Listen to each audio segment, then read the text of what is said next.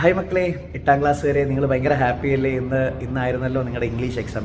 കുറേ പേര് മെസ്സേജ് അയച്ചിട്ട് പറഞ്ഞിട്ടുണ്ട് എക്സാം വളരെ എളുപ്പമാണ്, നമുക്ക് ബുദ്ധിമുട്ടിക്കുന്ന തരത്തിലൊന്നും ചോദ്യങ്ങൾ വന്നിട്ടില്ല എന്നുള്ളതും, പിന്നെ നമ്മളെ ലൈവുകളൊക്കെ അറ്റൻഡ് ചെയ്ത ആൾക്ക് ക്വസ്റ്റ്യൻ പേപ്പർ കാണുന്ന സമയത്ത് ഒരു അപരിചിതത്വം ഒന്നും ഫീൽ ചെയ്തിട്ടില്ല. എന്തൊക്കെയാണോ നമ്മൾ പഠിച്ചത്, നമ്മൾ പറഞ്ഞ കാര്യങ്ങൾ അത് മാത്രമേ വന്നിട്ടുള്ളൂ അല്ലേ. ഓവറോൾ നോക്കുമ്പം വളരെ സ്കോർ ചെയ്യാൻ പറ്റുന്ന ഒരു ടെസ്റ്റ് പേപ്പർ തന്നെയാണ് ഇന്നുണ്ടായിട്ടുള്ളത്. നന്നായിട്ട് പ്രിപ്പയർ ചെയ്ത് പോയിട്ടുള്ള ഒരാൾ, ക്വസ്റ്റ്യൻ പേപ്പറൊക്കെ പ്രാക്ടീസ് ചെയ്ത് പോയിട്ടുള്ള ഒരാൾക്ക് ഒരു ടെൻഷനും വേണ്ട, നല്ല മാർക്ക് തന്നെ കിട്ടുന്ന ക്വസ്റ്റ്യൻസ് ആണുള്ളത്. പിന്നെ നമ്മൾ ഡിസ്കസ് ചെയ്തിട്ടുള്ള ഒരുപാട് ക്വസ്റ്റ്യൻസ് ഇന്ന് വന്നിട്ടുണ്ട് അല്ലേ.